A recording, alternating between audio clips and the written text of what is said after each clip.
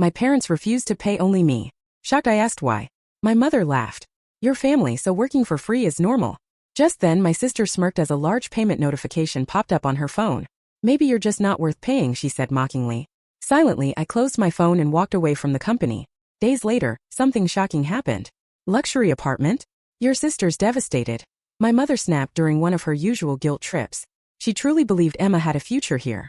I looked up from the quarterly projections I was reviewing and said, she does have a future, Mom, if she earns it just like everyone else in this family. And so do I. That doesn't change the fact you used my college fund. My mother retorted, her voice wavering. I replied calmly, that was different. I did something about it. Then turning back to my work, I added, now if there's nothing else, I have a company to run. It was a misty morning in Grand Rapids, Michigan. Even before dawn, when the streetlights still glowed, a car pulled up to the Miller Property Management building. Jennifer Miller stepped out of the aging company car with a light step. Her brown hair was neatly styled, and she wore a simple, well-fitting suit. As always, Jennifer was the first to arrive. She unlocked the door, switched on the lights, and immediately grabbed the cleaning supplies. Methodically, she wiped every desk, swept the floors, and watered the plants. Good morning, Benjamin, she murmured to a potted plant by the window. A gift from her father on her first day at the company, which had grown beautifully over the years. The illuminated nameplate read Miller Property Management, since 1920, a legacy started by her father Robert. The company had become a trusted name in managing high-end residential properties, especially at Lakeview Estate, where longtime residents valued their meticulous service. Jennifer had majored in property management and graduated at the top of her class before joining the family business. For the past 10 years, her hard work and dedication earned her high praise. But 2 years ago, when the real estate market took a downturn, things began to change.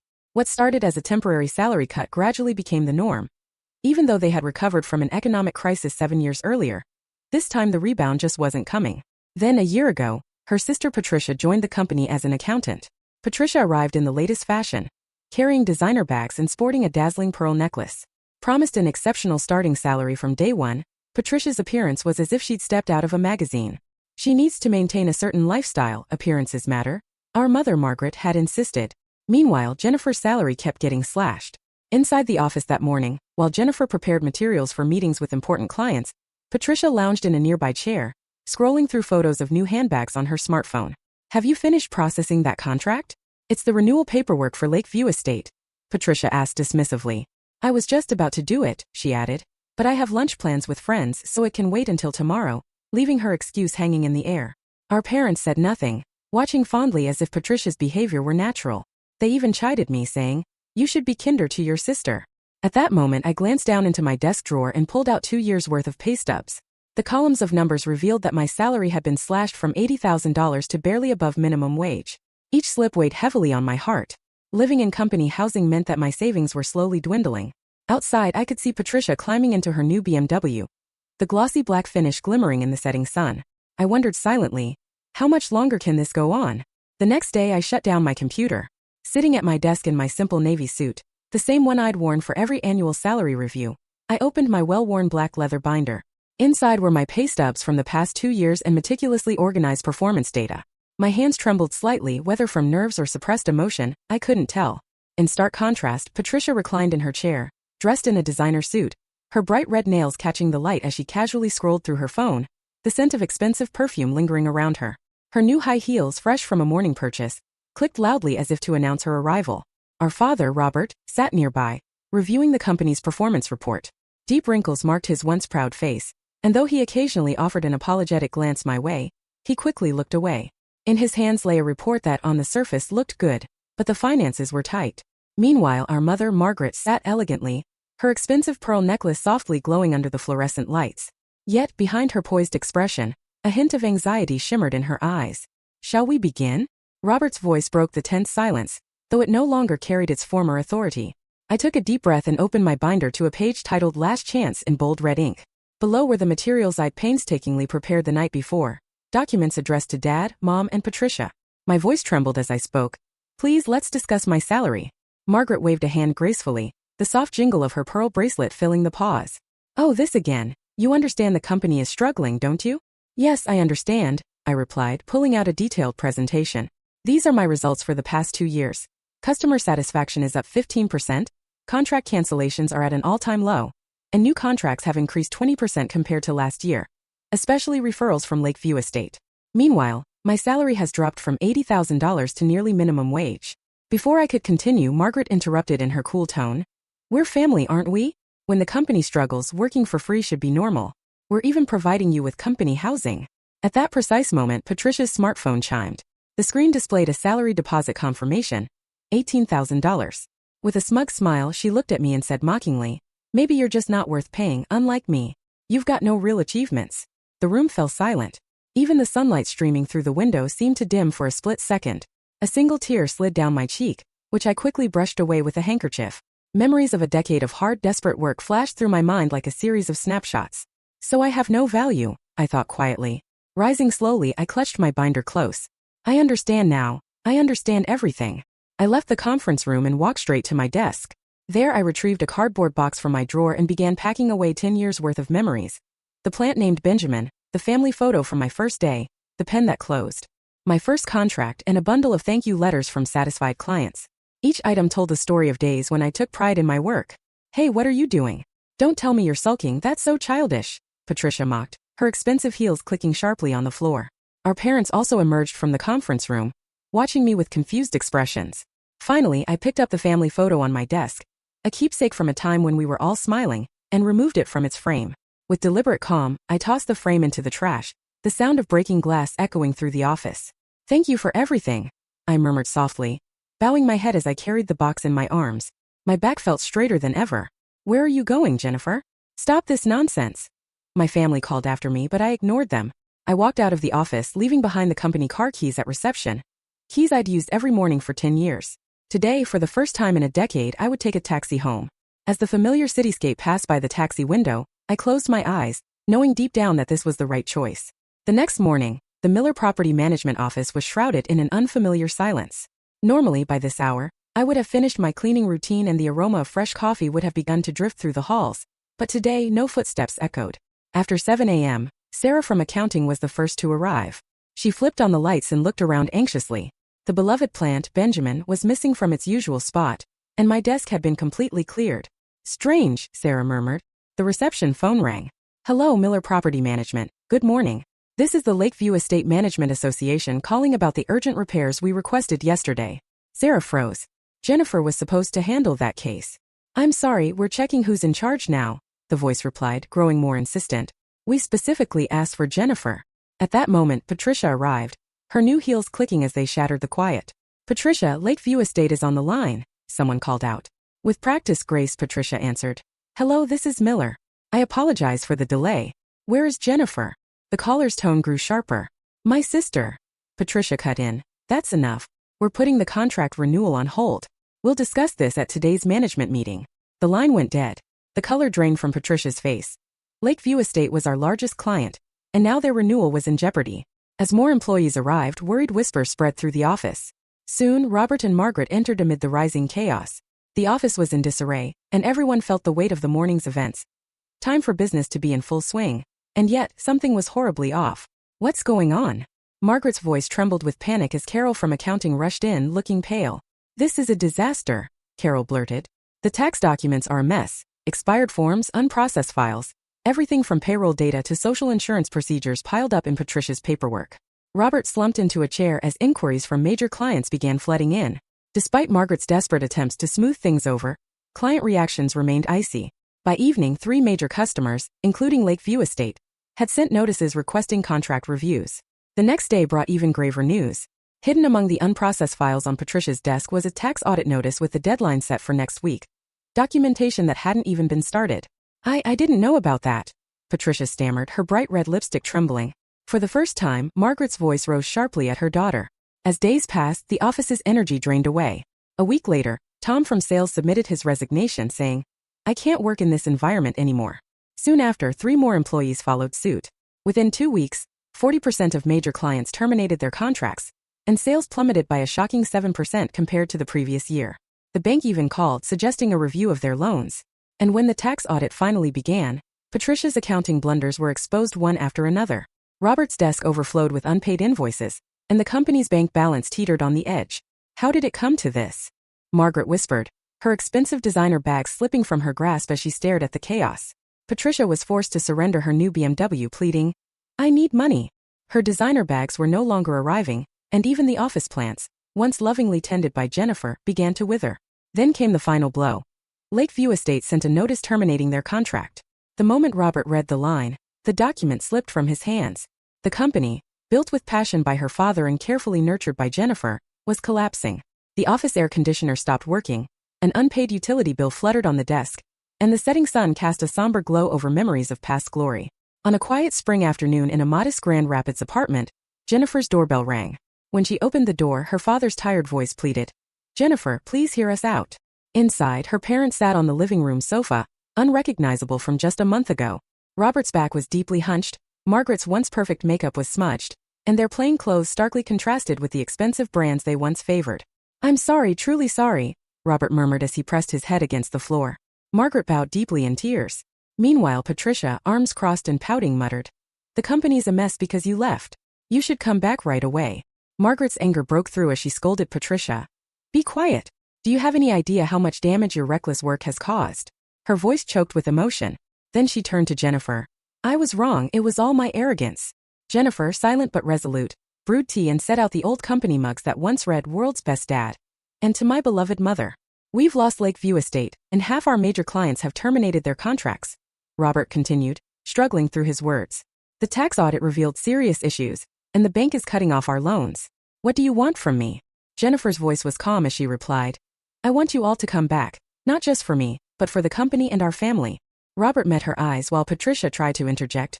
"No way, you're not putting me in charge." With a firm tone, Robert silenced her. "Your incompetence has been proven." Then Margaret pulled out an old family photo, taken 20 years ago when the company was founded, with a young, beaming Jennifer beside a much younger Robert. "I believe it's not too late," Margaret said softly. "Please rebuild the company. Rebuild our family." Jennifer stood and walked to the window, where she saw the company housing filled with memories of better days. Turning back with a stern yet dignified expression, she declared, "I have conditions. First, full authority as CEO must be granted. No family emotions clouding management decisions." Robert nodded gravely. "Second, all employee salaries must be adjusted to market standards, and we'll implement a performance evaluation system based solely on ability and contribution." Margaret nodded silently. "Third," Jennifer continued firmly, "all unpaid wages for the past 2 years must be paid in full as fair compensation for my contributions." "But we don't have that kind of funding," Robert began, but Jennifer held up a document. "Since leaving, I've been in talks with several investors willing to fund us, provided we rebuild the company." Patricia's face twisted bitterly. "Are we really going to do whatever Big Sister says? We're the Millers." That was the final straw. Margaret stood abruptly and slapped Patricia hard across the cheek. "Do you have any idea how much your luxurious lifestyle has hurt this company and our family?" Patricia fell silent, finally understanding her role in their downfall. "We accept all these conditions," Robert said, bowing his head deeply. "Please forgive me. As both a father and a manager, I was so foolish." Outside, the spring wind scattered cherry blossoms. A season of change and new beginnings. The very next day, a press conference was held at Miller Property Management. "Effective immediately, Jennifer Miller has been appointed CEO," announced the spokesperson. Jennifer appeared with quiet dignity in a simple, elegant suit. "I will rebuild this company," she declared firmly, her voice echoing through the room as she promised to restore trust with clients and pride among employees. Camera flashes lit the room while Robert and Margaret bowed their heads in silent contrition. For the first time, Patricia saw a strength in her sister that she had never witnessed before. That evening, Jennifer returned to the office, just as she had every morning for 10 years, ready to clean. But this time she wasn't alone. "Let me help, Patricia," she offered. Hesitantly, Patricia picked up a mop, removed her flashy high heels, and knelt beside her sister. Outside, a new potted plant sat by the window, bathed in the light of renewal, a symbol of the fresh start for Miller Property Management. 6 months later, the office had transformed. At 7 a.m., Jennifer arrived to find Patricia already cleaning. Gone were the luxury brand suits. Simple office attire now prevailed. "Good morning, Patricia," Jennifer greeted warmly. "I've already prepared today's meeting materials." There was no trace of arrogance in Patricia's tone. Documents were neatly arranged, and after relearning the basics of accounting and finance from scratch, she had become one of the most meticulous employees. By the window, a new plant, named Benjamin Jr., shone in the morning sun, cared for by all staff in rotation. In the reception area, Robert now read the newspaper with reading glasses, having stepped back from management to mentor younger staff. Next to him, Margaret, dressed in a modest suit, brewed coffee. "Jennifer, may I sit in on today's meeting with Lakeview Estate?" Margaret asked hesitantly, her expensive accessories gone, replaced by a gentle smile. Of course, Mom, but first, let's hold our family meeting every Wednesday at 8 a.m., Jennifer replied. This family meeting had become a cornerstone of the new Miller culture. On the whiteboard in the conference room, last month's performance data showed sales recovering to 80% of pre-crisis levels, with many former clients gradually returning. Jennifer opened the meeting. Good morning, everyone. Let's review last week. Patricia presented. The accounting report confirms that all issues from the tax audit have been corrected. The new system is running smoothly. That's excellent progress, Margaret said with a genuine smile. Then Robert reviewed the renewal contract with Lakeview Estate, noting, the Management Association's evaluation is excellent, especially praising Patricia's work. Patricia's cheeks flushed as she softly vowed, I will never betray the company or our family again. The entire family nodded in agreement. By 9 a.m., business resumed with renewed energy under a new employee training system and a merit-based evaluation process that boosted motivation significantly. Colleagues gathered. President Miller, could you review the presentation materials for the new project? Patricia, please help me with these expenses. Mr. Robert, can we have another refresher on property management basics? The room buzzed with productive energy. At 3 p.m., the chairman of the Lakeview Estate Management Association visited. Sitting side by side in the conference room, he commented, the changes are remarkable, especially Patricia's growth. It's extraordinary. Patricia, listening to her sister's steady leadership, finally understood what it meant to be a true professional. At 6 p.m., the family joined local volunteer activities, a community cleanup that deepened neighborhood trust. On the ride back, Patricia shyly asked, for my wedding next month, will you be my maid of honor, Jennifer? Jennifer embraced her, replying softly, of course, you'll always be my precious little sister. By 8 p.m., as Jennifer wrapped up her final tasks for the day, it was clear that the new Miller Property Management was built on a foundation of merit, dedication, and unity. A future reborn from the ashes of the past and a pivotal moment. Jennifer opened an email that changed everything. A request from a major developer asking if her company could manage their new development project. It was clear. A new wind was blowing. A fresh family photo now adorned her desk, each member beaming genuinely beside the old family photo. Its smiles now filled with more meaning than before as new bonds strengthened. Good work today, President Patricia, her sister called out, finishing her final checks. I've emailed you today's management figures. Up 15% from last month. Jennifer smiled. Thank you for all your hard work. It'll still take time to catch up to you, sis. At that moment, they exchanged a warm smile and, after watering the plant by the window one last time, left the office together. The family of four gathered for dinner, and as they walked toward the entrance of the restaurant, their shadows were cast by the streetlights, only now drawing closer with every step. At 9 p.m., the time Jennifer used to work overtime alone, the sounds of family laughter could be heard. 2 years later, Patricia was promoted to sales manager. Through marriage and childbirth, she had gained greater depth as a person. Robert and Margaret, once overwhelmed by the company's struggles, had become cherished, reliable figures, overseeing the next generation while lovingly caring for their grandchildren. Jennifer had succeeded in growing the company into the region's premier property management firm. In the reception room of their new office, a large family tree hung on the wall, proudly displaying their grandchildren's names under the banner Miller Property Management. The names, a symbol of hope for the company's future, represented the third generation, ready to carry the legacy forward. Jennifer, Patricia, and the family had proven that sometimes, what seems broken can become something even stronger when it's addressed sincerely and with love. This was the beginning of a new chapter, full of family bonds that had been healed, tested, and ultimately strengthened. For 20 seconds, an email arrived on her desk. Would it be possible for your company to manage our new development project? A request from a major developer. A fresh wind was clearly beginning to blow. A new family photo now graced her desk, while next to it, an old picture in its frame captured smiles that had grown even brighter through renewed bonds. Good work today, President, Patricia called out after finishing her final checks. I sent you today's management figures by email, up 15% from last month. Thank you, you worked hard. It'll still take time to catch up to you, sis, came the reply. The sisters exchanged smiles as they left the office together, not forgetting to water the plant by the window one last time. Later, the family of four headed to dinner with their parents waiting at the entrance. Their shadows, cast by the streetlights, seemed closer than ever. The clock read 9 p.m., the same time when Jennifer used to work overtime alone. Now the gentle sound of family laughter echoed warmly. 2 years later, Patricia was promoted to sales manager after marriage and childbirth, gaining even more depth as a person. Robert and Margaret became steady presences, watching over the next generation while busily caring for their grandchildren, and Jennifer had grown the company into the region's premier property management firm. In the reception area of the new office building hung a large family tree, bearing the words Miller Property Management. The names of the grandchildren, destined to carry on as the third generation, were inscribed with hope. An ending is a new beginning. Family bonds can sometimes be wounded and nearly broken, but by facing one another honestly and acknowledging each other, they can be reborn into something stronger and deeper. This is what the family had proven through their own experience.